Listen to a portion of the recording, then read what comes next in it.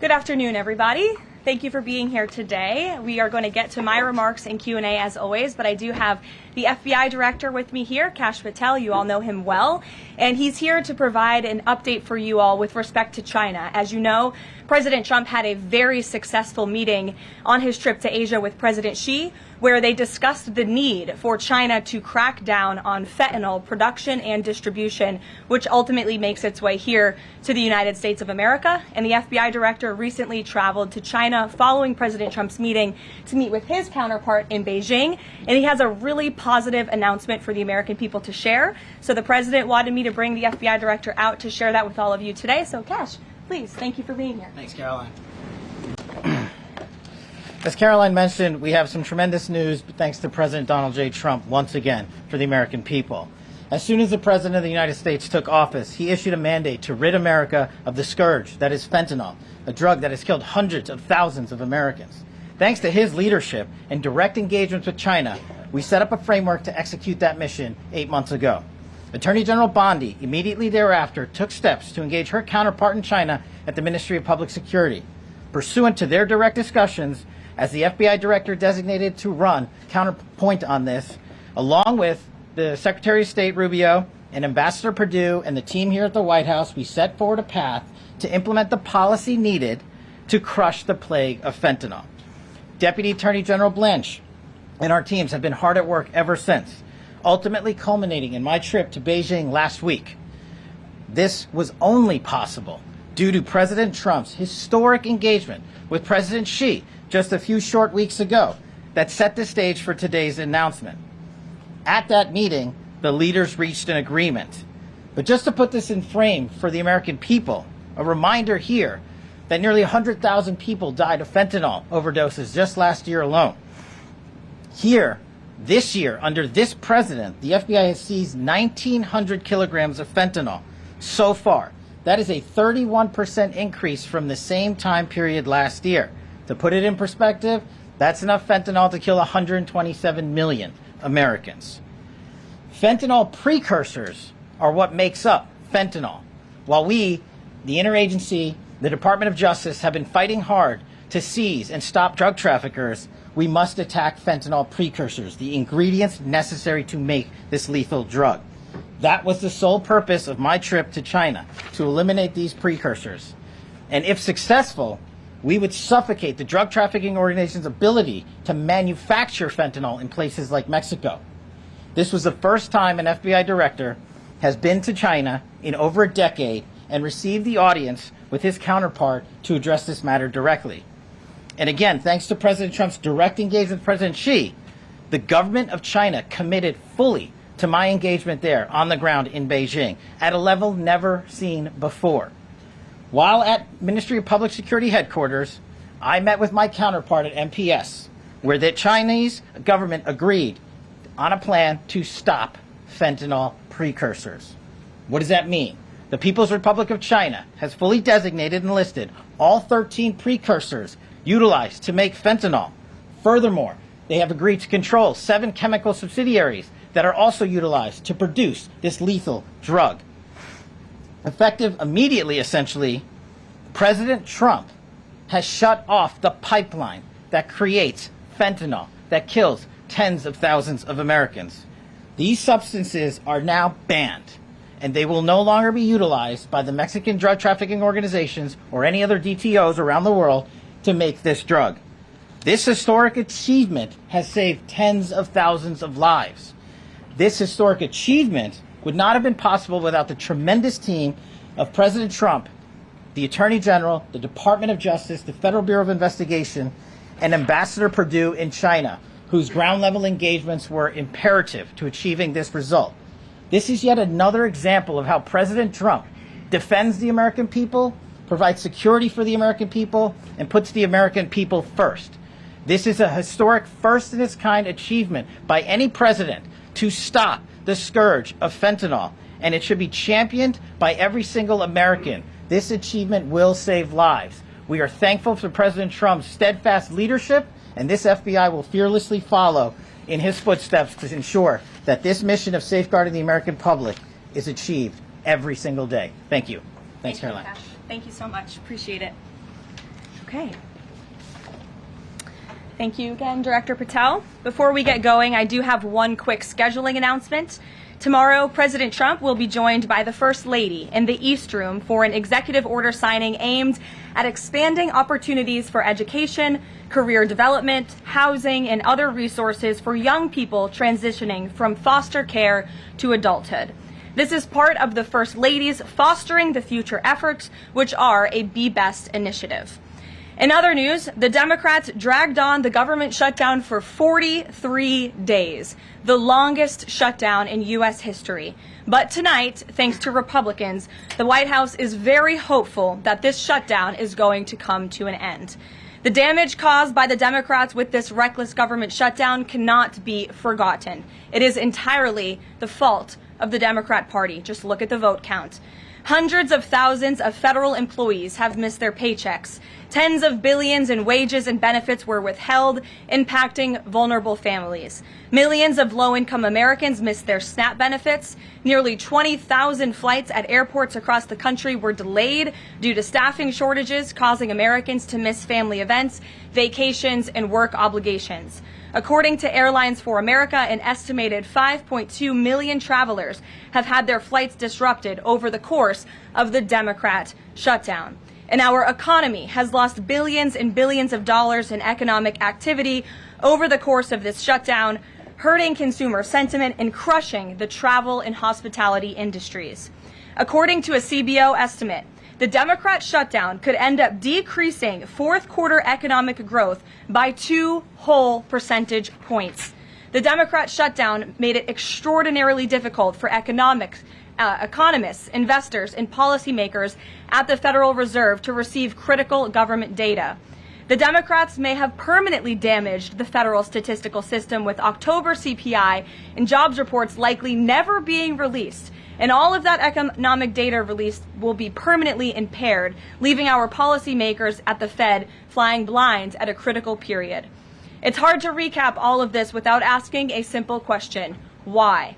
Why have the Democrats put the American people through this pain for 43 days in a row? And it feels like Groundhog Day being up here again talking about this Democrat shutdown. And the answer to that question is pure partisan politics. They started this shutdown with a ridiculous demand to force taxpayer-funded health care benefits to illegal aliens who broke into our country. Even after it was clear President Trump and Republicans would never force American taxpayers to pay for free health care for illegals. In fact, President Trump's One Big Beautiful Bill fixed that problem. The Democrats kept dragging this reckless government shutdown on for weeks longer to boost their turnout in an election, perhaps one may guess. That's because the Democrats are totally captured by their far left-wing base, who only care about attacking President Trump, even if it means hurting innocent Americans in our country.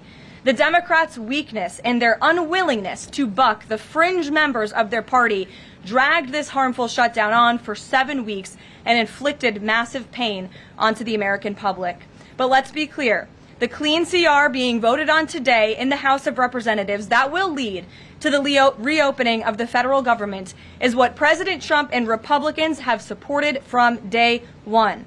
Our troops, air traffic controllers, and federal employees will be back to receiving their regular paychecks. Families in need will get back to receiving their food purchasing assistance, and the people's government will soon be back open for business. President Trump looks forward to finally ending this devastating Democrat shutdown with his signature, and we hope that signing will take place later tonight.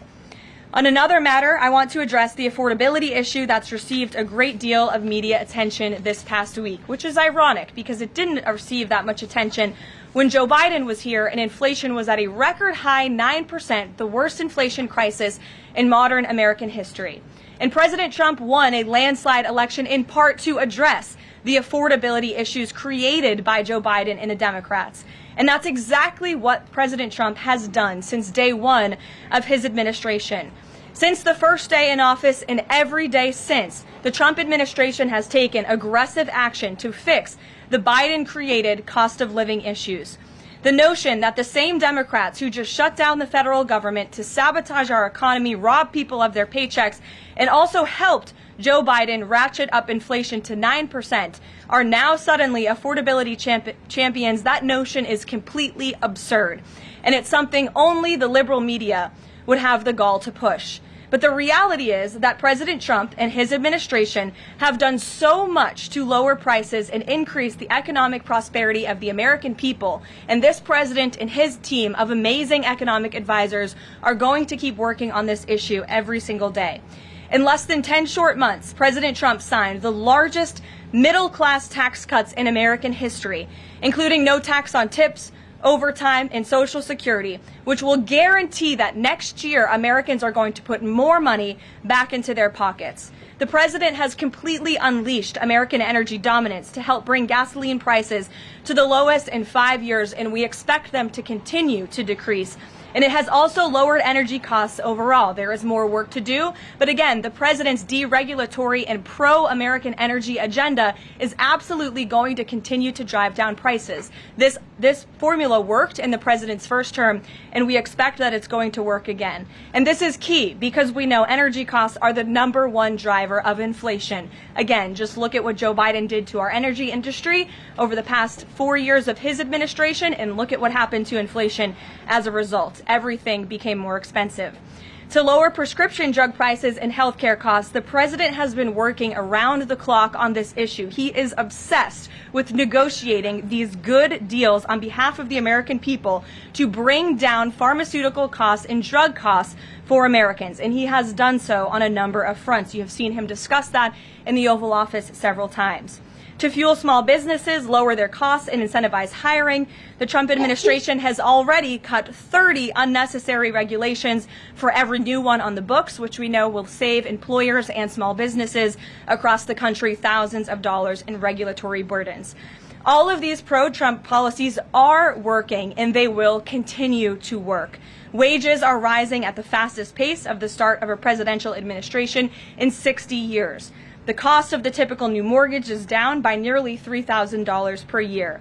There's much work to do, and this administration will continue to do it. But President Trump has already made great progress in cleaning up the economic disaster that was created by Joe Biden. With that, I will take your questions today, and in our new media seat, we have Bev Turner, who works for a new outlet, a UK outlet, but based here in Washington, D.C., GB News. Bev, thank you for being here today. Why don't you kick us off? Thank you, Caroline. So the clock is ticking on the Friday deadline by which the BBC must retract and apologise for their malicious edit of the President in a documentary shown last year. The recently resigned Director General of the BBC yesterday described the organisation as the very best of society and blamed the enemies of the BBC for this outcome. Also yesterday, a senior government minister launched a fierce defence of the channel in the House of Commons, saying that the broadcaster remains a light on the hill for people all over the world. So, does the President feel that the network is taking this situation seriously? Does he believe that they've shown sufficient regret? Does this strain the relationship between the President and the Prime Minister? And given that the organisation is publicly funded, is the President prepared to bankrupt the BBC in his pursuit of truth and justice? Well, thank you, Bev. There's a lot of questions in one there. I will say I know the president has a very good relationship with Prime Minister Starmer. You have been there. You've seen them in their interactions. You've questioned both leaders in your time joining us when we've gone to the United Kingdom a few different times now. However, he has always been very frank when he disagrees with leaders, even whom he has a good relationship with. And the BBC, being a fair news organization, is definitely an outlet. I think these two leaders would disagree. The president has made it very clear that this is a leftist propaganda machine that is unfortunately subsidized by British taxpayers, and he thinks that's extremely unfortunate for the great people of the United Kingdom and Great Britain. And I think that the president was deeply concerned by the editing, the purposeful and dishonest editing of his speech that was so clearly fake news. And he rightfully dubbed that term many years ago, and this is a classic example of that. We see it in the United States all the time. We see it now in the United Kingdom. As you know, the president's external legal counsel has filed a lawsuit against the BBC. We expect that to continue, and whether they apologize or not is up to them. Thanks for being here, Bev. Ouija. Thank you, Caroline. Sure. I have your statement about the new Epstein emails that have been released by House Democrats. Separate from why you believe the emails were made public, can you address their substance? Did the president ever spend hours at Jeffrey Epstein's house with a victim? These emails prove absolutely nothing other than the fact that President Trump did nothing wrong. And what President Trump has always said is that he was from Palm Beach, and so was Jeffrey Epstein. Jeffrey Epstein was a member at Mar-a-Lago until President Trump kicked him out because Jeffrey Epstein was a pedophile and he was a creep. And this email you refer to with the name of a victim that was unredacted now and has since been reported on in this room, so I will go ahead and say it, Virginia Giuffre. And it was CBS's own reporting, Ouija, that recently wrote that Miss Giuffre maintained, and God rest her soul, that she maintained that there was nothing inappropriate she ever witnessed, that President Trump was always extremely professional and friendly to her. And so I think it's a question worth asking the Democrat Party, and you should all go ask them after this briefing, of why they chose to redact that name of a victim who has already publicly made statements about her relationship with Jeffrey Epstein and is unfortunately no longer with us. Mary. Thank you, Galen. Two questions on this. In the interest of transparency, why not just go ahead, release the full files on Epstein, get this all over with? This administration has done more with respect to transparency when it comes to Jeffrey Epstein than any administration ever. In fact, this administration, the Department of Justice, has turned over tens of thousands of documents to the American people. We are cooperating and showing support for the House Oversight Committee. That's part of the reason you are seeing these documents that were released today, because of the House Oversight Committee's and Republicans' efforts to get these out to the public. This administration also moved, the Department of Justice also moved to unseal grand jury testimony, which we know, unfortunately, a judge declined those requests. So this administration has done more than any, and it just shows how this is truly a manufactured hoax by the Democrat Party. For now, they're talking about it all of a sudden because President Trump is in the Oval Office. But when Joe Biden was sitting in there, the Democrats never brought this up. This wasn't an issue that they cared about because they actually don't care about the victims in these cases. They care about trying to score political points against President Trump, as we have, of course, seen with this government shutdown. And this entire thing, again, it's not a coincidence to the American people at home. There are no coincidences in Washington, D.C. And it is not a coincidence that the Democrats leaked these emails to the fake news this morning ahead of Republicans reopening the government. This is another distraction campaign by the Democrat and the liberal media, and it's why I'm being asked questions about Epstein instead of the government reopening because of Republicans and President Trump. But given your interest in transparency, Caroline, why are White House officials then meeting with Representative Boebert in an effort to try and get her to not sign this petition calling for the release of the files? Doesn't it show transparency that members of the Trump administration are willing to brief members of Congress whenever they please? Doesn't that show our level of transparency? Doesn't that show the level of transparency when we are willing to sit down with members of Congress and address their concerns? That's a defining factor of transparency, having discussions with members of Congress about various issues. And I'm not going to detail conversations that took place in the Situation Room in the press briefing room. Reagan. I have a question about the government shutdown. Thank you. The Middle East. I'm glad someone does. First, on the government shutdown, the shutdown deal reverses the administration's reps, and it also prohibits more from happening until the end of January. I'm wondering if the president had input on this element of the deal, and if he's at all disappointed that's going to reverse the downsizing of government that they did during the shutdown. I mean, look, I think it's about 6,000 workers total. When you look at that in comparison to the reduction in the federal workforce that this administration has done since January to get rid of the waste, the fraud, the abuse, and to reduce the size of our federal bureaucracy, we've done a lot of great work on that front, and we will continue to. But obviously, the president's main priority was to reopen the federal government and get people back to work, and that's what this deal accomplishes. There's been reports in Israeli media that the U.S. is considering building a temporary military base on the Gaza border. Can you confirm these reports? So I had a conversation directly with the reporter who wrote this article, and this article was based on a single piece of paper, an inquiry that somebody in the Department of Navy made about an idea that may happen in the future. And this reporter deemed that as an official plan and ran with a story that the United States is looking into it. I checked with the highest levels of the United States federal government. This is not something the United States is interested in being engaged in. It's not something we are currently involved in right now that we will be funding. And the president has been very clear he doesn't want to see boots on the ground with respect to what's happening in the Middle East. We've made great peace. We've made great progress with the peace plan in Gaza, and we want to continue to see that move forward. But I put a comment in that story for a reason. And sometimes we see reporters take a piece of paper like this and just deem it as official policy, and sometimes that misleads people a little bit. Sure. There's been a question about UK intelligence sharing regarding the drunk interdictions involving Venezuelan boats. How will that affect the U.S. military operation? There's been a lot of discussion about the high caliber of the intelligence that has been provided before any of these military actions have taken place. I've seen that report. Oh, hello. I've seen that report. I'm familiar with the reporting, but we don't comment on intelligence matters, classified intelligence matters, as you know. As for the Trump administration's position on our narco-terrorist campaign in the Caribbean, it is going to continue, and the president has made it very clear he's not going to allow terrorists to bring illegal drugs that kill American citizens into our great country. Sure, John. I'll go to John and then Zolan. Go ahead. Thank you so much. Trump has talked about sending out $2,000 checks to U.S. citizens.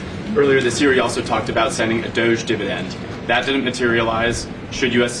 Citizens expect a $2,000 proposal? Is the White House committed to making that happen? The White House is committed to making that happen, yes. And we are currently exploring all legal options to get that done. I don't have a timeline for you or any further details, but I can confirm for you that the president made it clear he wants to make it happen. And so his team of economic advisors are looking into it. And when we have an update, we'll provide one. Solon. You said at the top that one of the costs of the government shutdown was that people missed their SNAP benefits.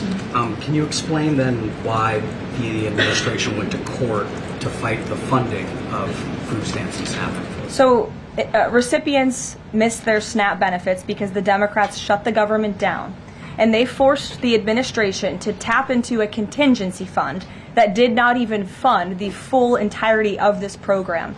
And so then you had an unhinged judge who was trying to dictate from the bench what the executive branch has to pay for and where that money has to come from. That is judicial overreach at its finest, and so that's why the administration pushed back on that. We can't have the judicial branch telling the executive branch that we need to rob the Children Nutrition Fund, which is what this judge was trying to do, to pay for SNAP benefits. That's completely inappropriate and it's unconstitutional, and we've been proven right with that legal argument. But now the good news is, again, thanks to Republicans and in several hours President Trump, the government is going to be reopened, and SNAP recipients are going to receive their full benefits, which is what President Trump has always wanted to do.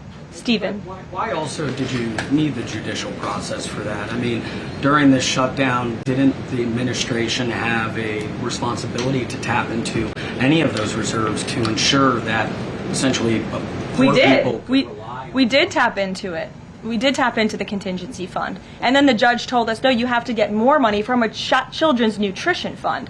And we felt that was judicial overreach. You shouldn't tell the president which fund he has to rob because the Democrats are holding the country hostage by shutting down the federal government. Stephen, go ahead. Well, if the president is considering a pardon for Ghislaine Maxwell? Again, he's answered this repeatedly. It's not something he's talking about or even thinking about at this moment in time. I can assure you of that. Stephen. Caroline, I've got two questions about New York for you. Sure. First, you always do. Mayor-elect ran for the New York Post. Mayor-elect Mamdani, he said that he plans to reach out to President Trump and that, quote, this is a relationship that will be critical. Does the White House have a response to this planned outreach? It's the first time I'm hearing of it. I'll let the president respond himself to that comment by Mr. Mamdani. My second question, Jack Schlossberg, the grandson of President Kennedy, announced today that he's running for Congress. He, in the recent past, has referred to his uncle, the HHS secretary, as, quote, a rabid dog, and he has said that the Trump administration is, quote, the most corrupt in American history. Does the White House have a comment on this sort of comment from a rising star in the Democratic Party? I don't even think such ridiculous comments are responding to. Obviously, those things are not true. And Secretary Kennedy is doing a phenomenal job bringing transparency and the gold standard of science back to our healthcare system. Eamon. Thank you, Caroline. The President's hosting a number of Wall Street CEOs for dinner tonight here at the White House. Can you give us the names of the CEOs who are going to be here and give us a sense of what the President's message to Wall Street is going to be tonight? I don't have a full list for you in front of me, Eamon. I know you've reported on some names, and we've helped you navigate whether those names were truthful or false. But I know the President actually plans to bring some of you into the dinner tonight, so you'll see for yourself in several hours if that's okay with you. And there's been some reporting that the White House is frustrated with Bill Pulte and the rollout of this proposal for a 50-year mortgage. Can you tell us if the White House is frustrated with that rollout and if the White House still supports the idea of a 50-year mortgage for Americans? This is a proposal that the President himself has commented on. I would defer you to the President's statements, and it's something that the administration is discussing and seriously looking into. Sure. Thanks, Caroline. Danny, and then go ahead. Thank you. Some Democratic members of Congress have invited Britain's former Prince Andrew to testify on the Epstein scandal. I was just wondering if President Trump thinks that former Prince Andrew should indeed come and testify to Congress on that. I haven't spoken to him about that specific matter, but I can ask him and get back to you.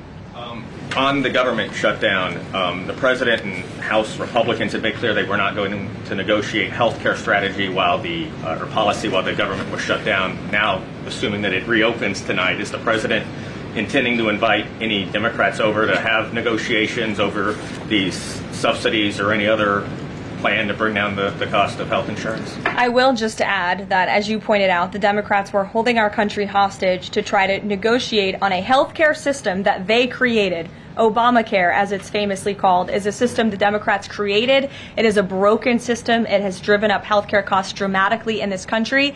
And now they shut the government down to try to fix that system they broke. It doesn't make any sense to us, which is why the President said that's a completely untenable position. However, once the government reopens, the President, as he's always maintained, is absolutely open to having conversations about healthcare. And I think you'll see the President putting forth some really good policy proposals the Democrats should take very seriously to fix, again, the system that they broke. You can't trust the same people who broke the system to fix it, and so the American people will continue to hear from the President on this issue.